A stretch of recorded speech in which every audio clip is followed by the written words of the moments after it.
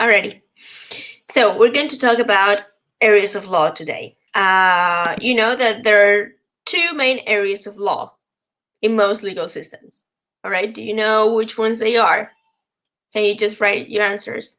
Or what do you think they are? Criminal, civil. Correct. Okay. There's no more than that. Civil and criminal. Okay. Now, we're just going to look at the differences between civil law and criminal law. All right. This will be in the English system. Many things are going to be the same, but some others are going to be different. Okay, this is just a review of your degree, basically. All right, and let's see if you know them.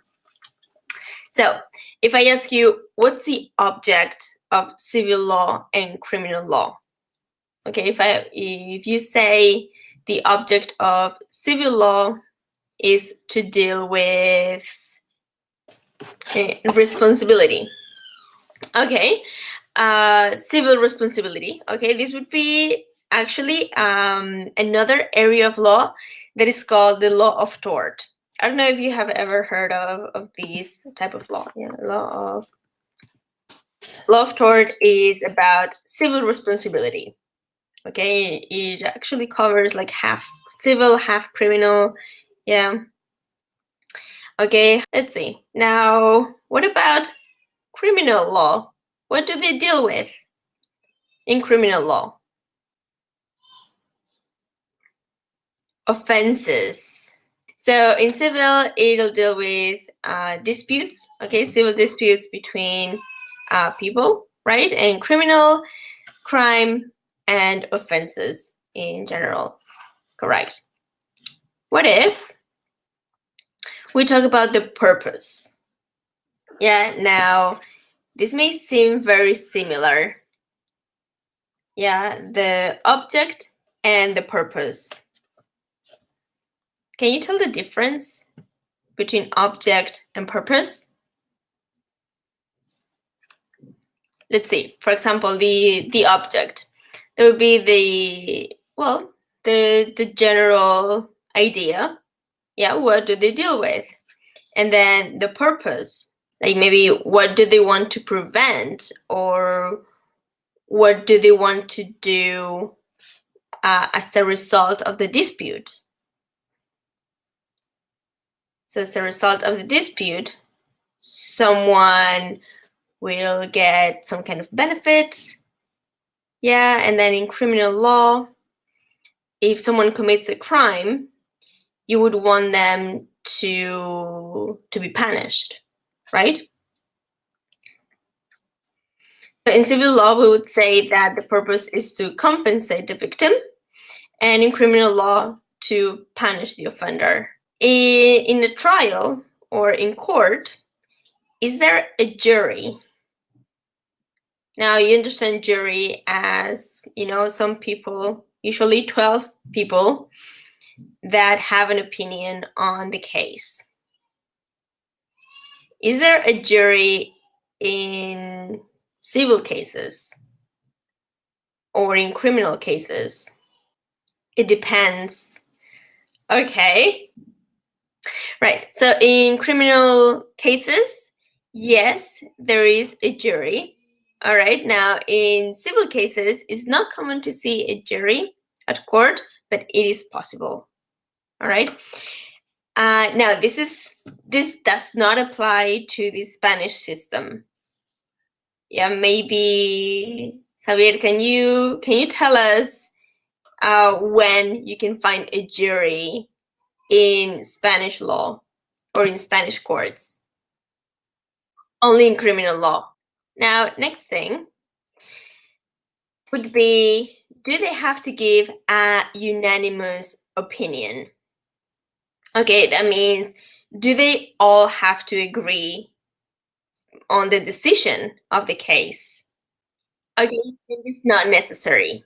So, I mean, if you're the jury, you can, I don't know, if you don't agree with the other members of the jury, it's okay. Okay. Would this be the same for civil cases and criminal cases? different? Let's see how it's different. Well, for civil cases, it's not necessary for the jury to have a unanimous opinion. But for criminal cases, yes, they need a unanimous opinion. All right? Who files the case? That's the next question. Who files the case? As in, who starts the proceeding? Who starts a civil proceeding and who starts a criminal proceeding? Maybe you can give me an answer in the chat. The claimant. Okay, so in the civil proceeding, you can have the claimant start a case against the defendant.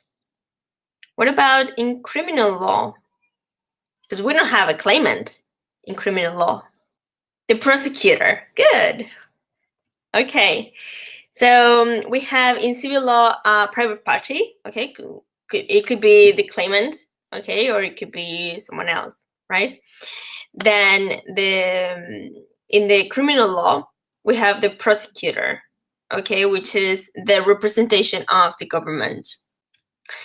Now, what's the decision? And we talked about this yesterday, actually, because there are like two famous words that are innocent and guilty, right? This one is for criminal law. But what about civil? Do you remember the words that you use instead of guilty and innocent? Right, liable and not liable. Thank you, Beatriz. Well done. And next part is about proof. What about proof, right? You have to, well, in a case, right, you have to give proof in order to make someone guilty or liable for their actions. Okay, so in civil law, it is the claimant who has to give proof. And in criminal law, it is the prosecution, right, or the prosecutor, the one that must prove that the prosecuted is guilty. But I read that for civil law, you have to give, I don't know, if you give some proof that someone did something wrong, they're guilty. But in criminal law, it works different. Because I read like a sentence that it was very, very clear. The criminal is innocent until proven guilty. The prosecution must prove that the defendant is guilty. But there was like a percentage. Oh, there you go. Okay, so it says in case of criminal law, the defendant is not declared guilty unless approximately more than 99% proof is against him. Okay, so how much proof do you have to give in a civil case to be considered liable? I think it's only like a piece of proof. I mean, if you can prove only one thing, you're guilty, let's say. What's the punishment in civil law and what's the punishment, a type of punishment in criminal law? Let's just do civil first. What type of punishment can you receive if someone makes a claim against you and you lose the case? Compensation. Okay, so indemnity. Well, indemnización, that's compensation. Okay. So the punishment would be that the defendant has to pay some kind of money or some amount of money to the claimant. Okay, and this would be a type of punishment. And this is the most typical one.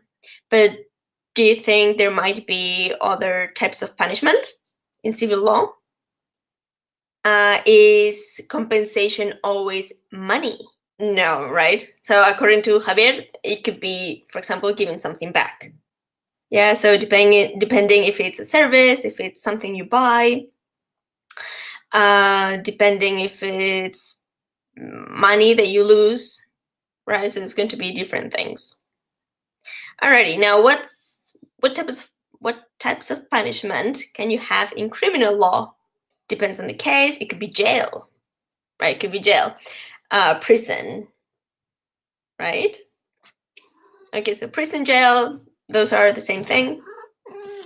I have a cat, so she's just like jumping up and down. A fine.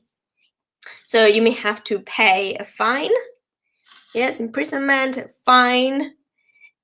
And let's see another example. Imagine that it is like a criminal case of a boy who is a teenager. Yeah, he's not 18 yet. And he cannot pay a fine and he cannot go to jail because he's under 18. What type of punishment would this person have? Community service. Okay, community service. Well done. Okay, so as we said, in civil law, the defendant has to compensate the claimant. In criminal law, we can have the imprisonment, fines, or community service. Good. Okay, and here I just have a little table for you to see everything. Yes, I will share this with you